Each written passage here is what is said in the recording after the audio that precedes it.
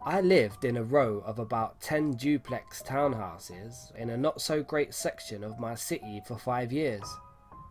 What was particularly unique about this apartment was that, for being in a city, it was relatively isolated, situated between two businesses and in rows of abandoned buildings and parking lots.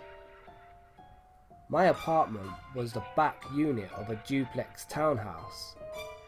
The entrance to my unit was through a big shared backyard and down a set of stairs. The other neighbouring units had varying entrances. Some you could walk right up to, and others you had to walk through a long alley between two brick exterior walls of apartment units. Although it was an isolated group of apartments, all the neighbours were close and frequently partied together in the shared backyard. The last summer that I lived in that apartment was a bit different.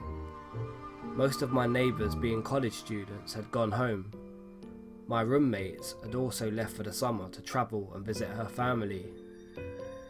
The only other person that was home was my neighbour Sarah. Not her real name, I just don't think she'd be willing for me to share it, whose back door was directly next door to mine and was also roommateless for the whole summer. Around the middle of June that summer, Sarah went on a 2-week-long vacation.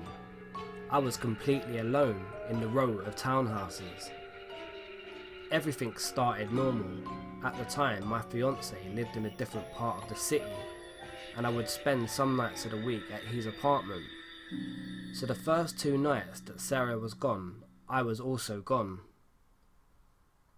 The 3rd day of Sarah's vacation, I returned home early in the morning.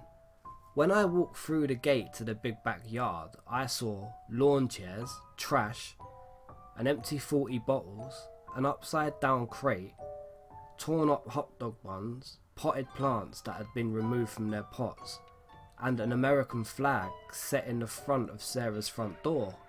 Being in a hurry, I didn't think much of it. I knew Sarah's boyfriend at the time had a key to her apartment, and I had just assumed that he had had friends over the night before and failed to clean up. I went about my day like everything was normal. Later on that afternoon, I decided to have a beer on my stoop. I walked outside and sat down in my chair to relax and enjoy my drink. That's when I heard, "Excuse me, miss."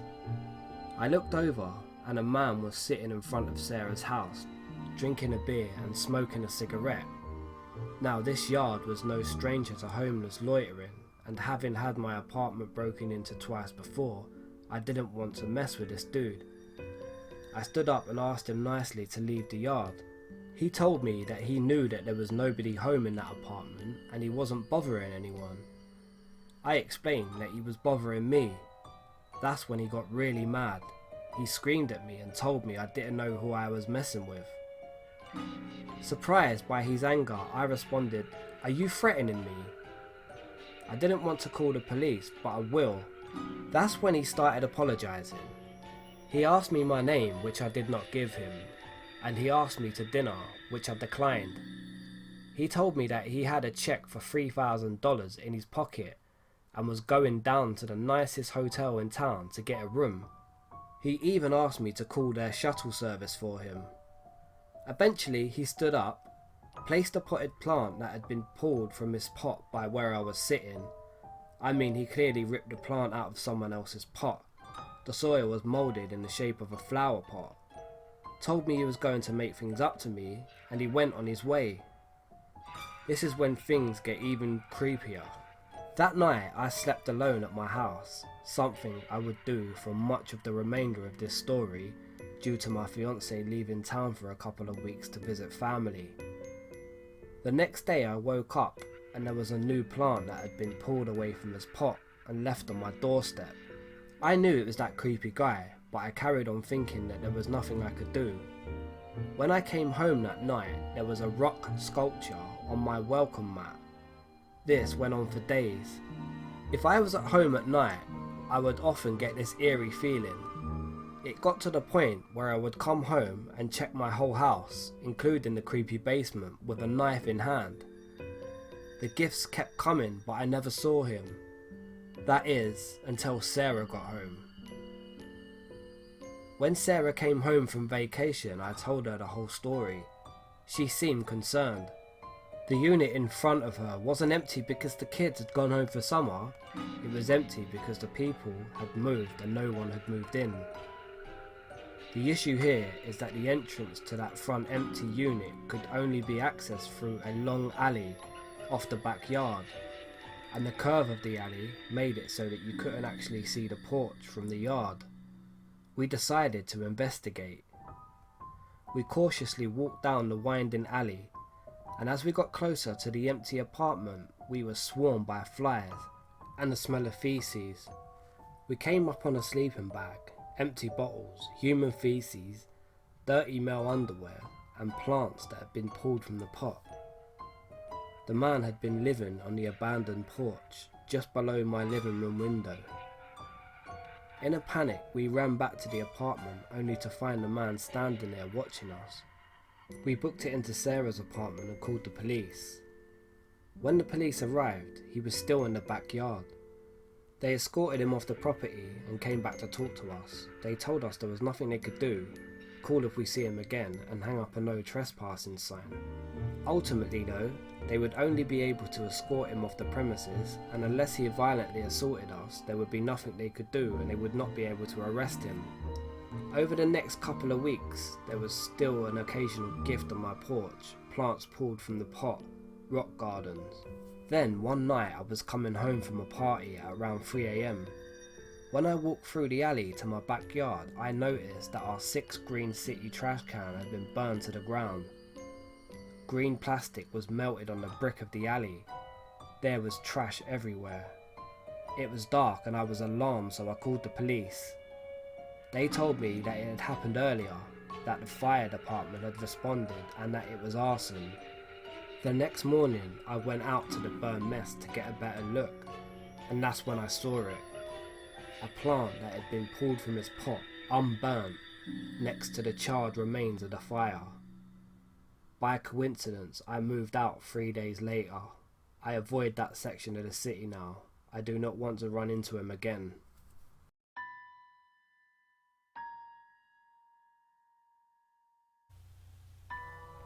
Somewhere out there, in this great blue world of ours, across oceans and throughout time, there is a familiar face. Attached to this face, of course, a familiar person. This is a person that you can only recall in the vaguest sense of memory, someone that you may or may not actually know as a person at all. More or less, they appear as only a fleeting moment of human interaction, but not as an individual. Really, if anything at all, to you, they're simply the negation of everyone whom they are not. It is in this way that this seemingly random stranger is timeless, immortal if you will. There will always be a familiar stranger, a stranger that you think you may remember from a past experience, ingrained into the backdrop of some greater scene of drama. Keep in mind, though, that this stranger has a name. It could be Mike or Lindsay or Brian. Maybe it's one of your father's old co-workers, or perhaps a neighbor from that one house you used to live in when you were 13. You know that you know them, but from where? Well, you just can't put your finger on that part. One day, you'll be passing a downtown cafe in Chicago, and outside on the patio, you'll see him. He'll wave and smile, you'll wave and smile back, the whole time trying to think of who he is. Do I know him? Did we go to high school together? You'll ask yourself. Or maybe you're walking across a bridge in Dublin, and look, there she is, offering you that cigarette you've been craving all morning. You think you remember her name, but you won't be sure.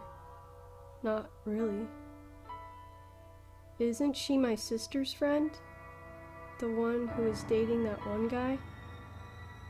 It could be, but who knows? You'll see her motioning for you to approach her, Or you'll see him offer you a seat, the way a casual acquaintance would. Go ahead, join them for a moment. You know each other, even if you lack the memory. Join them, and have yourself a chat. Follow them for a while if the opportunity comes about. It's perfectly fine. After all, they may be a stranger, but that doesn't mean you can't trust them. It's okay. Just take a nice walk and catch up if you can. Try to get their name if you can. It shouldn't be that hard. It's been on the tip of your tongue since you laid eyes on them at the bridge, or in the parking lot, or at the library. If they seem friendly, it's only because they are. Always urban, always witty. No need to be cynical here, just because you lack the certainty of their motives. If you begin to doubt that they are who they say they are, then feel free to ask as many questions as you please. Ask them anything. Things like, "Who are you again?" Or, "Where are we going?" You'll probably forget a few minutes later, but that's okay. All you need to stay focused on is the box. Oh, did I forget to mention that? Or did you already lose track of the situation? Well, you may want to check again, just to be sure. You'll notice it eventually, tucked under one arm of your long-lost friend, your familiar friend, your pleasant friend. Yes, you'd be correct in saying that it is a box, a wooden box, small and polished, with steel bolted in the trim. It'll have a handle too, even a lid. You won't recognize this box. It's something far too important to be swept under the carpet, even if it means nothing to you now. Despite the generally mundane nature of this small, banal box, you'll still notice it regardless. It's much too intriguing to ignore in a simple way. Naturally, you'll become curious, and conversation will inevitably lead to the contents. Here's your chance to learn something very interesting. "What's that for?" you ask the stranger. If you two find yourselves walking, your company will cease all movement. If you find yourselves near a bench or a few chairs, they'll take a seat. No, don't worry about it. It's perfectly normal. Just sit down. Try to enjoy yourself. If the mood is still right, the person you are with, whoever they may be, they'll start to speak. "Why do you want to know?" they'll ask you, but only if you truly want to find out. Trust me, you do want to know. I don't know, I was just wondering," you'll say, or something similar to those words. Your friend, the stranger, they'll start smiling. They'll hold the box out in front of their chest, almost offering you to take a look inside. What do you think it's for? You won't be sure how to answer that question. It could be anything for all you know. Anything at all, or nothing at all. Maybe even both. The stranger, if they are in fact a stranger, will see the confused look on your face. They'll know you don't know, and smile. It's a portal to hell. It's every nightmare you've ever had. They might say in a grave voice, or maybe, "It's an abomination, a crime against nature, the likes of which you've never seen," or something like that. Then they'll stare at you with a look of engraved seriousness. Then you'll laugh. You'll both laugh, because there's no way those things could be in that box. It would be silly to think those things. There's absolutely nothing dangerous about this box. Don't even consider it. but it does hold something that all containers hold until opened. An intangible thing. In that old box. In that strange and somewhat familiar box. Held in the hands of that strange and familiar friend, there sits a secret, ready to be rediscovered. More of a surprise, really. A pleasant surprise. Definitely not a bad surprise. Just keep telling yourself that as you reach towards the lid. Just keep telling yourself that you want to open the box. Because you do want to open it, don't you? Who doesn't like a little adventure now and then? Now, don't worry about a thing. It's normal to get a little nervous now and then, just so long as you don't let those feelings get the best of you. Just have a little faith, and everything will be alright. Don't be scared. It's just an old wooden box, with a latch and a lid. Just open it up and take a look inside, just a little peek. It's a good thing to be a little bit reckless now and then. Curiosity has always been a good thing. Besides, what's the worst thing that could possibly happen? It's absolutely and perfectly safe. So when you meet that certain familiar person, and you most certainly will, go ahead and just ask to look in that nice old box of theirs. Don't be skeptical or rude or pessimistic. Open that box and experience something that few others have. What's there to lose? What's the worst thing that could happen? It's perfectly safe. Go ahead. Look. You can trust me. As this familiar stranger holds the box in front of you, you reach out your hand to place it on the box. As you do so, your hand starts to shake, but you don't know if it's from fear or excitement. You rest your hand on the lid for a second. Then, you lift the latch and start to open it. A swirl of darkness escapes and consumes you. You try to scream, but you can't breathe, and suddenly you realize that you're surrounded by nothing but darkness. You feel like you're just floating in a vast nothingness. As time passes, and with no concept, you are unaware of how much has actually gone by. The thought comes to mind that maybe you have died because of the constant state of suffocation and darkness. You close your eyes and try to sleep, but you can't because it's hard when you can't breathe.